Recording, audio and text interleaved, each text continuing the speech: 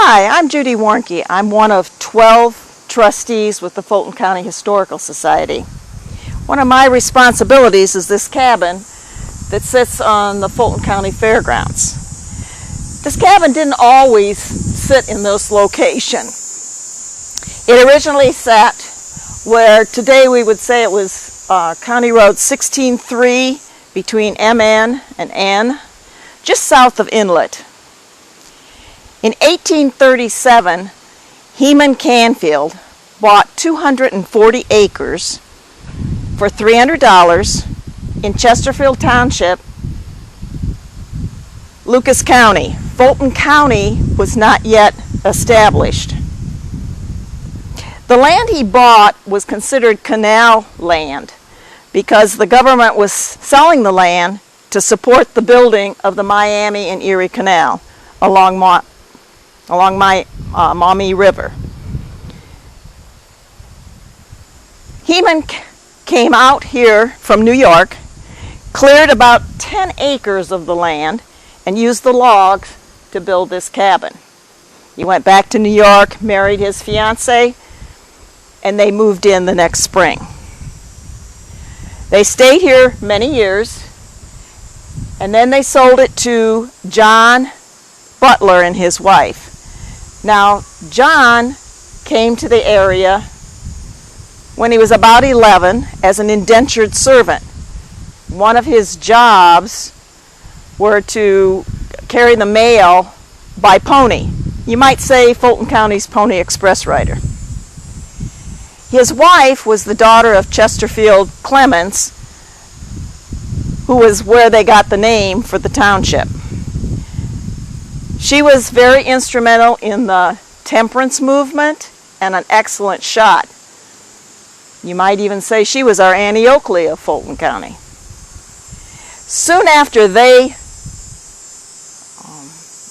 bought the property, they built a big house in the area. And they ran a mill. The mill made cider, then later it became wood shingles, and the last was wood shavings to use as packaging. During that time, it's believed that some of their foremen of the mill probably lived in the cabin. But in 1893, they sold it to James and Lydia Deo. James broke horses and they grew produce. Over the years, there were a lot of other people that lived in it and were owners, including Clarence Root and his wife and granddaughter. And the last one was Emmett LaSalle.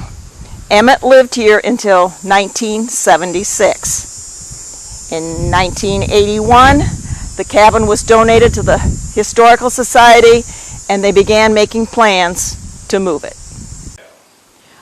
Homes like this cabin were really considered to be temporary homes. But as our history tells us, this cabin was used a long time. For that reason, a lot of changes happened to the cabin. To protect the logs on the outside, they put covering on the outside. On the inside, they actually plastered the walls.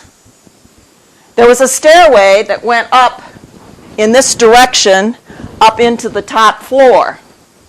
Over time, they added an extension on the back of the cabin for extra room. Eventually, they would put electricity downstairs only, and at the very end, there was a sink in the addition that had some form of running water, not what we would assume today. As you can see, there were no closets, no bathroom, very little privacy. When the cabin was moved, it was cut into 4 sections. The logs were numbered to make sure they went back in the same position. And because the stairway didn't come with it, it was too hard to move, they opened up down through the center of the top floor so that you could look up and see was one on the second floor. The fireplace is not original to the log cabin. It was added when it was moved. It's made of local field stone but it's made to look like what it would have looked like in 1831 if this cabin had had a fireplace. It never did. An awning was added to the front, and the addition they were not able to bring. It was in too bad a shape. Because the addition was not brought with the cabin several years ago, the society decided to add a partial addition to make it so that you would see what it would have looked like in its day. They made an attempt to bring the roof, but that didn't work either, and so a metal roof was put on the top. This is not the first cabin that was ever on the fairground. About 28 years after the fair started, the Pioneer Association of Fulton County were worried that the new generation didn't have any idea how a cabin would be built. So they brought one log and one rock to the fairgrounds. They used the rock to make a rock garden. They used the logs to put up the cabin. That location was at the north end of the Midway. Today the cabin had to be torn down because it was deteriorating. The rock garden is still there.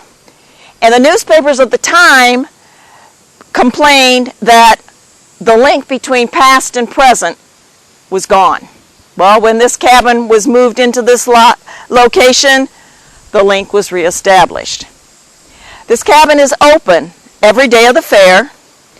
It is open during Ag Fest when all the third graders in the county come to learn about agriculture, and it can be open by appointment. This year, for the very first time, it'll also be open December 10th and 11th for Santa visiting the log cabin.